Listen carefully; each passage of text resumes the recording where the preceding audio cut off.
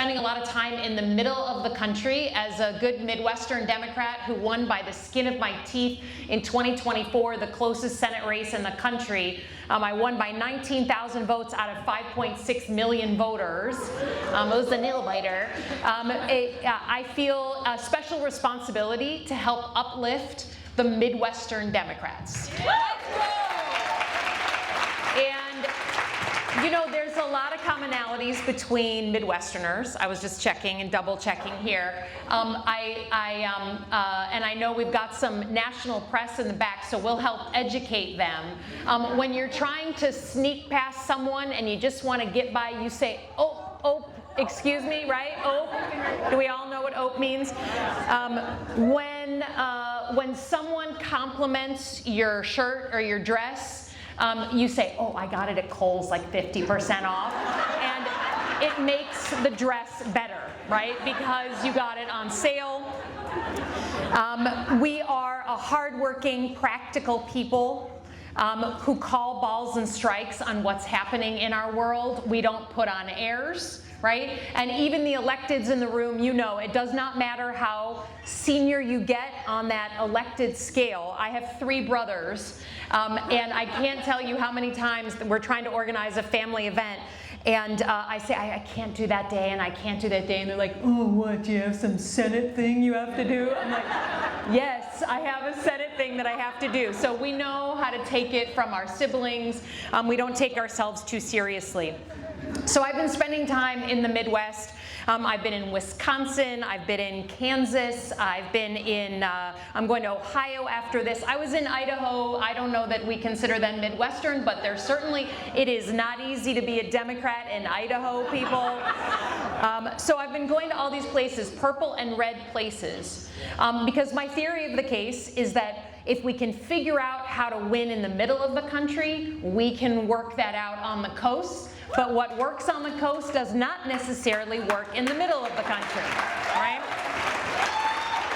And we know the special struggle with being a Democrat in a red or purple place, right? The only reason I'm standing in front of you, and the only reason Sarah is going to win later on this year, the only way many of us win in these tough seats, is we lose better in red areas. Right? We literally can't win in many of these seats by just counting the Democrats. You have to go to the toughest parts of the counties and the states and go to places where people are like, oh, are you the Democrat? And you're like, yep, that's me, good Midwestern Democrat. And they're like, like, what's your deal? What's your deal? And you have to do that over and over and over again, and you have to get real comfortable with people having very different ideas than you. Right? How many people have had an uncomfortable family meal or Thanksgiving dinner because of politics, right? In Michigan, it's like every hand, right? I grew up, my dad was a lifelong Republican, my mom a lifelong Democrat. It was totally normal. It has become like sensitive. We walk around on eggshells around each other and choose. And I know Iowa's even nicer than Michigan, and you choose not to talk about politics because it's just harder, right, to get on with your day if you're trying to bring up these sensitive topics. So there is a special world that we live in, and I want to thank you for being engaged citizens and engaged Democrats in places where it is hard. It is easy to go to a No Kings rally in Brooklyn, right? It is easy, but it is real hard to do it in the small farm town. I live in my farm town of Holly, Michigan, where everybody knows each other's grandparents. That is, I never won my town, I've never won my precinct, I've never won my neighbors, and walking down the street in a protest is an act of bravery. So I thank you for being good Democrats in a red place, okay? So look, you heard my background. I'm a national security person by training. It's hard to take off the lens, the glasses of national security when you've worn them your whole life. I tend to think of the world in those terms. And I will tell you that today, despite everything going on with war in Iran, with Russia, with China, with terrorist groups, I believe to my bones that the most important and dangerous national security threat to the United States is not coming from abroad. It is the threat to the middle class in America and the threat to the American dream. to me the most dangerous thing we face. And I would offer that that threat that is going on to the middle class, that is the real disease or the real thing we have to fight, and Trump is a symptom of that disease, right? Because we know that in our towns, especially in the Midwest, people are often not doing as well as their parents. Right? People are thinking about their kids not doing as well as them. It's what unites the recent college graduate with the working class kid who wants to go work in Michigan in the auto plant. It's that wondering, like, am I going to get the keys to that American dream that I was told I could get if I played by the rules and worked hard and kept my head down? And I'm telling you that as a diverse country, if we do not have that fundamental American dream alive, if you can't work hard and therefore get ahead, we in trouble. We're in trouble because we're a diverse country. And what happens if you can't get ahead, right? What happens if you can't get a job that helps you save or buy a house or pay your electricity bills? You feel shame, you feel frustration, and you want to blame it on someone else. You look for someone to blame, someone who doesn't look like you or talk like you or pray like you. And that's what we're seeing going on, right? And Trump has figured that out. Let's be honest, right? We're Democrats, but Trump often has the wrong answer to the right question. He figures out what's really important to people, and he just goes, and his solutions are insane, right? But he figures out what's truly important to people, and he gets under their skin, and he makes them believe that if you just trust him, then it's all going to be okay, and he's going to fix that crisis with the American dream, with the middle class. Now, we know that's not true, right? Because the good news is, especially in the Midwest, people know their pocketbooks and they know their kids. They may not follow high policy in Washington, they may not follow every bill, but they know their own pocketbooks. And under no ledger can you say that people are doing better today than they were 2 years ago. You can't say it. So I think that's an important thing, is to set the stage for what the true threat is to the country. It's not the things coming from abroad, it's what's going on here. 20%, the top 20% of America is doing 80% of the spending, okay? And that is just a very real thing. Okay, so we have that threat, and then we have the president, right, who up till today, I mean, I'm walking in here, we're all living in a constant state of chaos and urgency, right? Is there anyone else who every couple of days just needs to like check out and watch bad trash television? Yeah. Okay. I mean, I won't even tell you what my trash. It's not respectable television. You know, it's not senatorial. But if that's what you need to do to get up the next morning and get back on the train, we're not allowed to check out. You're allowed to take some trash television time. You're not allowed to check out. So do what you need to do. Now, what the president has managed to do is he's managed to take this sort of what I call high-level corruption to a new level. Now, we know about him enriching himself, right? I mean, quite literally milking the cow that is the United States of America. His kids alone have raised, we think, about $1.4 billion for their cryptocurrency.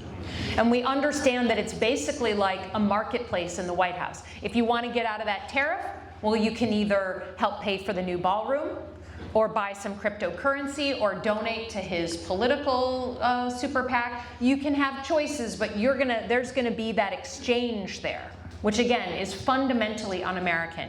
But I would offer what he's done to our democracy is also a level of corruption that we have not seen. We are not prepared for what he has done at looking at our democratic institutions. This certainly came home for me in the last couple of months, right? The president has made it his business to weaponize the federal government against his perceived enemies. And I think it's interesting timing that we are talking today together as we're wondering what the president is going to do, if he's going to follow up on his threats from earlier today to basically destroy civilization, go after civilians and civilian targets in Iran.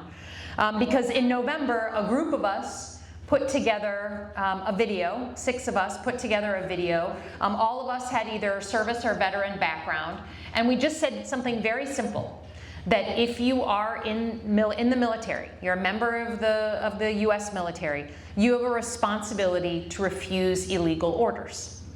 Now, it wasn't complicated. It wasn't complicated. It was a 90-second video that was quoting the Uniform Code of Military Justice. The average young person joining the Army or the Navy will learn about illegal orders in their first 6 months on the job, okay? And the president did not like that. He did not like that video, and he went, as we'd say in the military, high and right, okay? He threatened to have us investigated, arrested, and hanged over a dozen times, which turns the hose on of threats, right? I mean, we had, I think, over 1,200 serious threats. I went on 24/7 security. We had bomb threats at my farm, and my parents were swatted in the middle of the night. We had to put cop cars in the driveways of all my relatives. Then the investigation started. First with the FBI by our dearly departed Pam Bondi, and then the U.S. Attorney. So then you got to get legal counsel, right? You got to hire a lawyer. You got to hire security, and you have to hire a lawyer. And I will tell you very clearly that the physical and legal intimidation is the point. They want you to like turtle in and stop your voice in these conversations. And actually, they want to send a message to you all that if this can happen to a senator, what would happen to a mom who goes viral on the internet, or a local community leader, or a local clerk who stands up for themselves. So that experience culminated in them trying to take us to a grand jury to try and get us criminally indicted. And here, I have to say, I was buoyed by a bunch of members of the grand jury, people I will never meet, average citizens who were picked at random, who unanimously came back and said, no, we're not going to criminally indict people for using basic freedom of speech. It's important, but it's a symbol of what this president is willing to do, because again, if he's willing to do it to me, what is he willing to do to the average person? And he wants people to feel that fear. He wants people to feel that they can't stick their necks out. And you all know people in Iowa. You all know people who probably in their heart of hearts think what he's doing is wrong, but they don't say anything for fear of drawing attention to themselves, right? Who here knows someone in their heart of hearts? Right, we all do, we all do. So that was an important learning experience for me, because in December, when all that stuff was happening, there were people, including legal advice, that was saying, you know what, Senator, if you just kind of keep quiet and keep your head down, Christmas is coming, we think this will all go away. And when your family is being threatened, who among us wouldn't think twice about what we're doing? I signed up for this. My family, my relatives, they didn't sign up for this. And so I kind of did get a little quieter in the second half of December. And then I came back January 5th, and they doubled down. And I think the lesson there for all of us is that you cannot keep yourself safe by trying to pretend this isn't going on. That eventually it comes for you. It comes for our universities. It comes for our law firms. It comes for our corporations who pretend the tariffs aren't hurting them when they know they are. It comes for everybody. So you might as well just stand up and call balls and strikes on what's really happening, because keeping silent does not keep you safe. Now, it is important that we have a real honest conversation about where we are as Democrats. Right? We all know that the election did not go the way we wanted it to go in 2024, and the Republicans swept everything, right? The White House, the Senate, the House.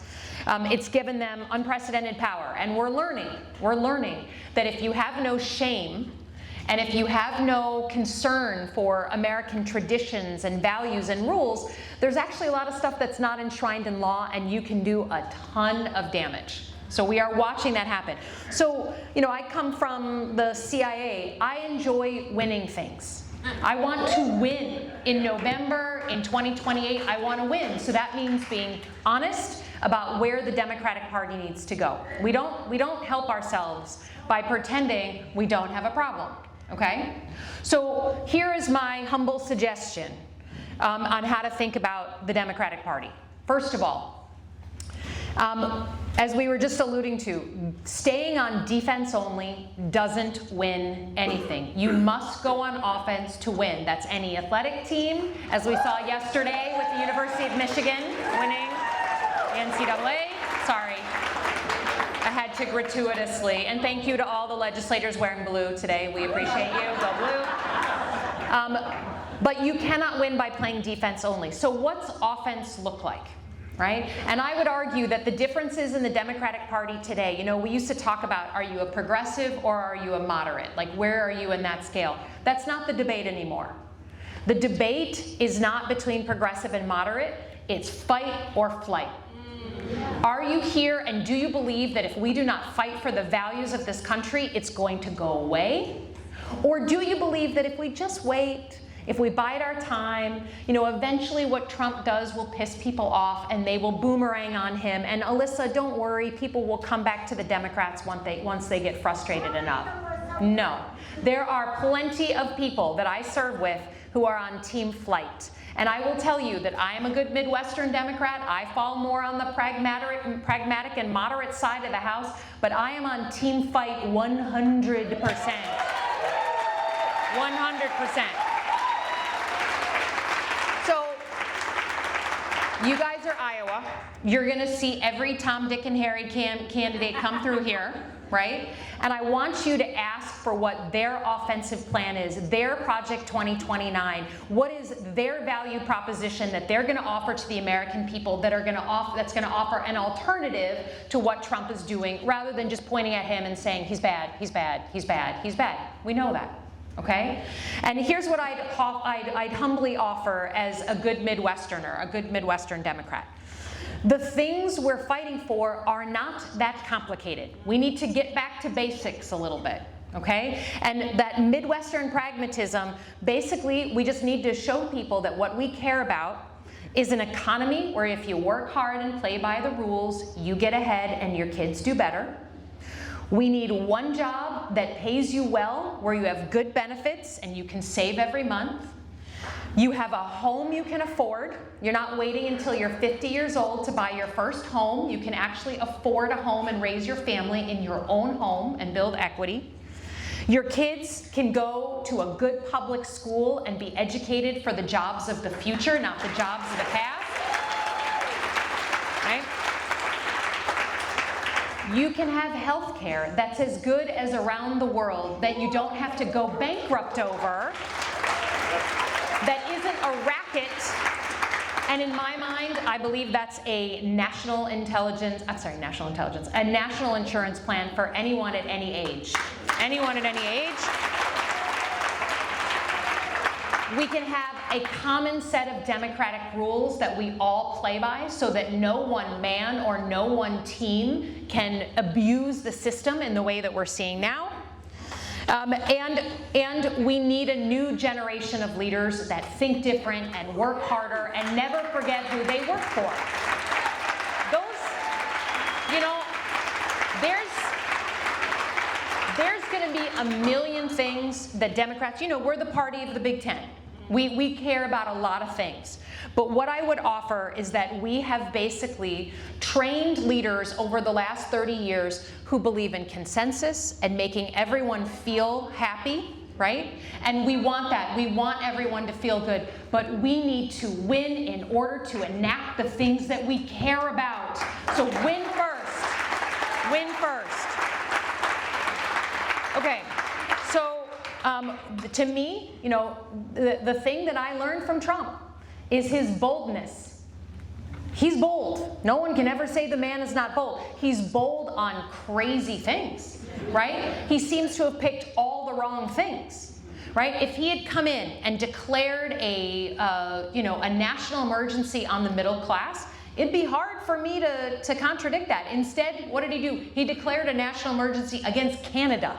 right? He has just focused on the wrong things. He said he wasn't going to take us into war. Now he's in war. He is distracted from the very things that he ran on, and that is our opportunity to show people that while he likes to talk the talk, Democrats walk the walk on giving a crap about the people in the middle in this country.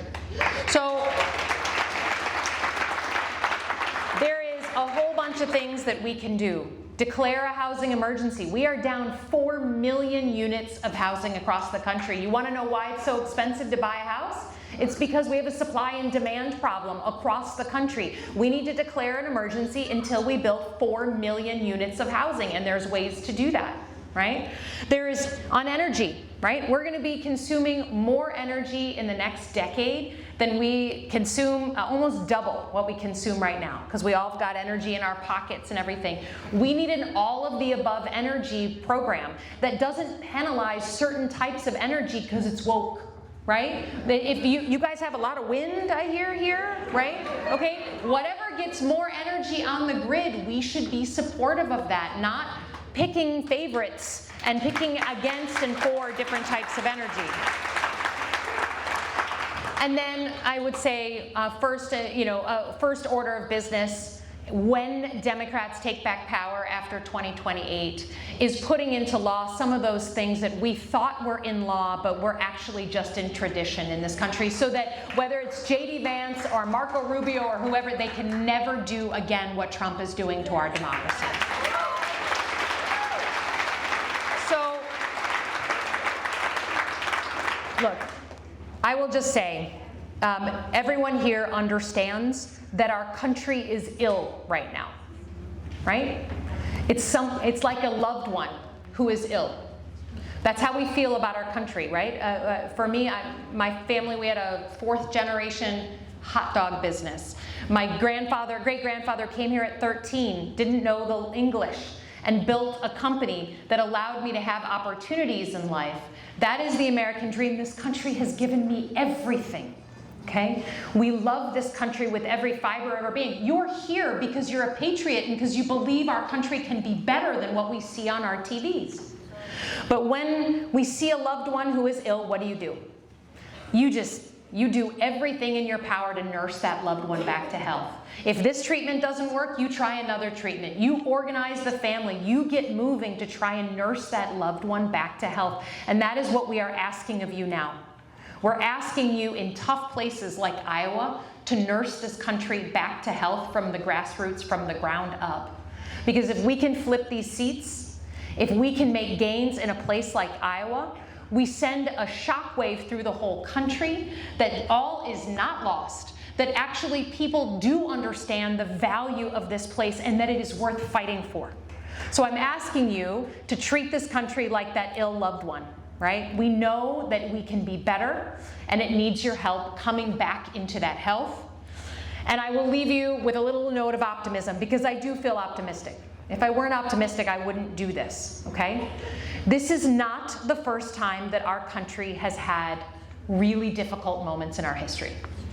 Can you imagine what it was like sitting in Polk County in the middle of the Civil War, right? When a young country, new, is sitting there killing each other over the future, wondering if this country will continue. Or the Depression, when there was bread lines and people had no work for years and years, no idea if we were just going to collapse as an economy. How about the McCarthy era, where people are calling each other communists and we had this kind of cheat on your neighbor, talk on your, tell secrets of your neighbor and just everyone's dying each other out. Or the civil rights movement where they turned water cannons on people fighting for their rights. Or the Vietnam era where people were coming home from fighting in Vietnam and being spit on and turning into protesters against the war. This is not the first time that we have had difficult moments. And I will commend to you, if you haven't read it, if you're readers, there's a book by the American historian John Meacham, if anyone knows John Meacham. He wrote a book called The Soul of America. And it goes through each of these difficult chapters in our country's history and explains how we got out of them, okay? And the Crib Notes version is very easy.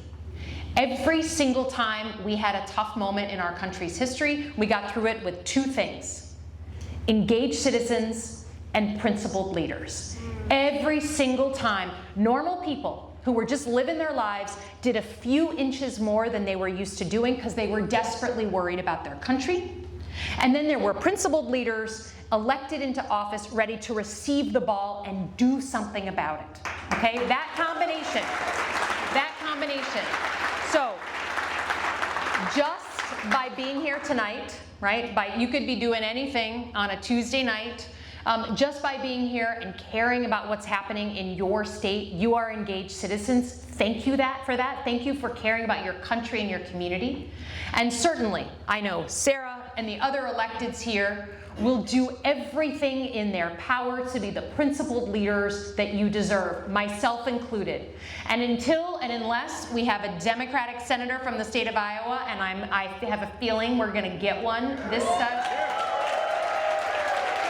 I would like to serve with a Democratic senator, please, from Iowa. I need some Midwestern friends. Please, I will consider myself adopted as your Democratic senator in waiting, because the Midwesterners need to stick together. Thank you for your patriotism, and thank you for not giving up the ship of America. Okay?